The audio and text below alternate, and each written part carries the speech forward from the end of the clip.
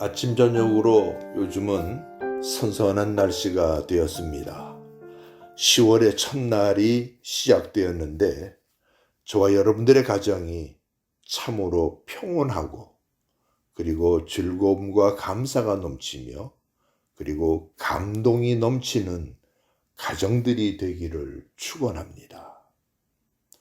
그런데 이것과 반대로 시끄럽고 힘들며 어렵고 괴로운 가정들이 어디서부터 생겨나는 걸까요? 우리는 이 말씀을 마가복음 9장 17절에서 22절에 나오는 말씀인데 제가 읽지 않고 설명하면서 말씀을 대신하려고 합니다. 한 번은 한 아들을 둔 아비가 주님께 나왔습니다. 그 아버지가 하는 말이 이 아이를 설명을 하는 거예요. 우리 집 아이가 자주 이렇게 불에도 넘어지고 물에도 가서 넘어집니다. 귀신이 저를 죽이려고 물에도 빠뜨리게 하고 불에도 빠뜨리고 물에도 가서 던지니 불쌍한 내 자식을 도와달라고 간구하는 거예요. 그런데 주님께서 하시는 말씀이 그 아이를 내게로 데려오라. 귀신이 먼저 예수를 바라보고 아이를 심히 경련을 일으키게 만드는 거예요. 예수님께서 그 아비에게 묻습니다. 언제부터 이 아이가 이렇게 되었느냐? 아비의 대답이 기가 막힙니다. 어릴 때부터 이렇게 되었나이다. 당신은 언제부터 가정 안에서 평온이 넘치고 감사가 넘치고 은혜가 넘치는 가정에서 반대가 되는 시끄럽고 힘들며 지겹고 짜증나는 가정이 되었을까요? 그 이유는 어디에 있는 것일까요? 그거를 저는 찾아보려고 하는 것입니다.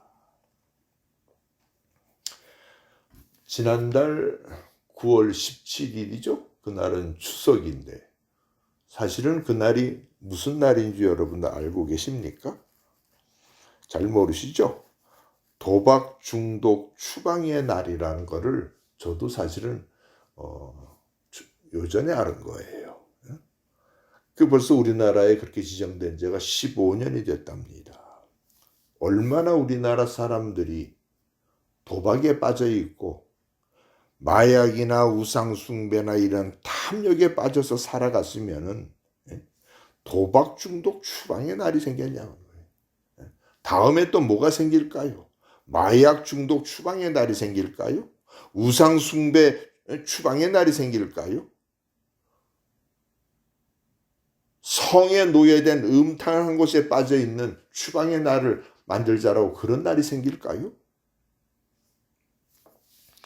세 사람이 나오는데 세 사람이 카지노에를 갔습니다. 통계학 출신의 숫자와 통계의 아주 달인이에요. 한 사람은 그런 사람이고 두 번째는 카지노에 관해서 열심히 공부를 했어요. 그래서 도박에 관련된 책을 마스터한 사람이에요. 마지막 세 번째는 바로 우리들과 같은 사람들인데 아무 생각 없이 도박에는 무능하고 그리고 그냥 취미삼아 한번 화두 정도 이렇게 1년에 한두 번 만져보는 사람이에요. 이 세 사람이 가서 카지노에 도박을 합니다. 시계도 없고 창문도 없고 거울도 없는 이 삭막한 이 카지노라고 하는 환경에 세 사람이 가서 누가 돈을 땄을까요? 모두가 시간 가면서 잃었습니다. 여러분들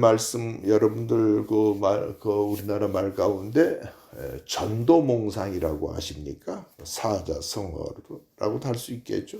모든 것을 올바로 보지 못하고 거꾸로 본다는 거예요. 전도몽상. 사람들이 사람을 위해서 옷을 만들었는데 그 옷에 집착돼 가지고 옷을 입고 다니는 것이 아니라 옷을 보호하고 다니는 거예요. 너무 귀하고 비싸다는 거예요. 사람을 위해서 집을 지었는데 그 집을 가꾸고 지키느라고 어찌할 줄 모르는 거예요.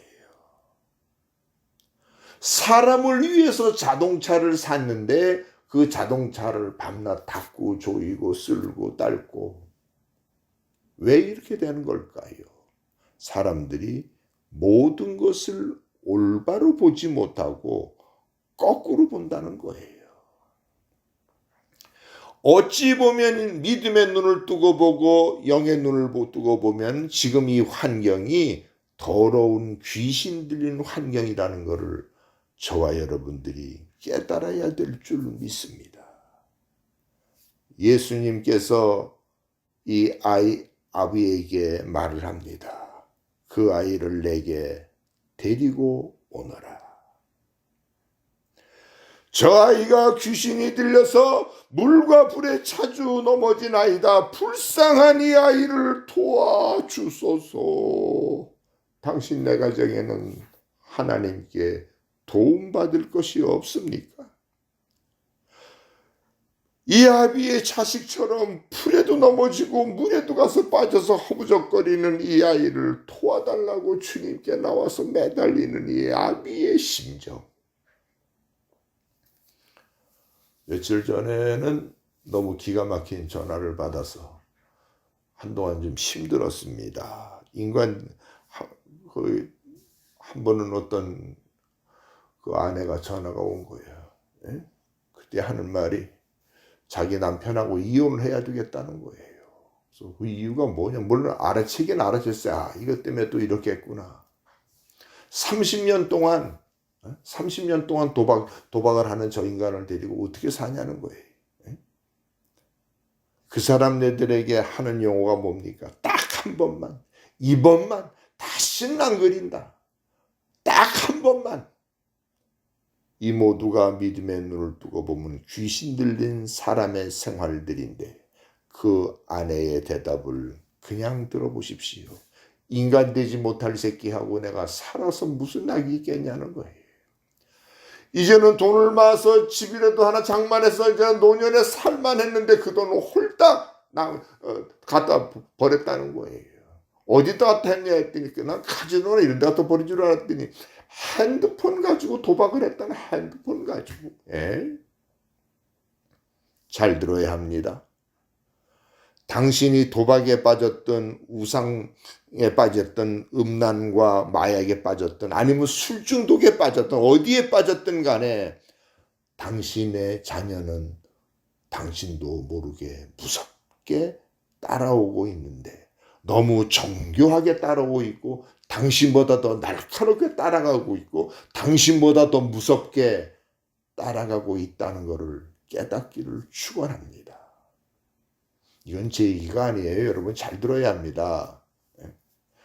도박 중독자들을 대상으로 해서 유전자를 검사를 했대요. 근데 그 유전자의 자식들이 닮아갈 확률이 제일 적게는 3배에서 12배라는 거예요. 여러분들이 정말 귀신 들리지 않은 사람이면 정신 차리기를 축원합니다. 성경에 나오는 귀신 들린 이 아이에게 주님께서 하신 말씀, 언제부터 이렇게 되었느냐? 어릴 때부터 저렇게 되었나이다 라고 아비가 하소연을 합니다. 주님께서 하신 말씀이 그 아이를 내게로 데려오라. 할 수 있거든이 무슨 말이냐? 믿는 자에게는 능치 못할 일이 없느니라.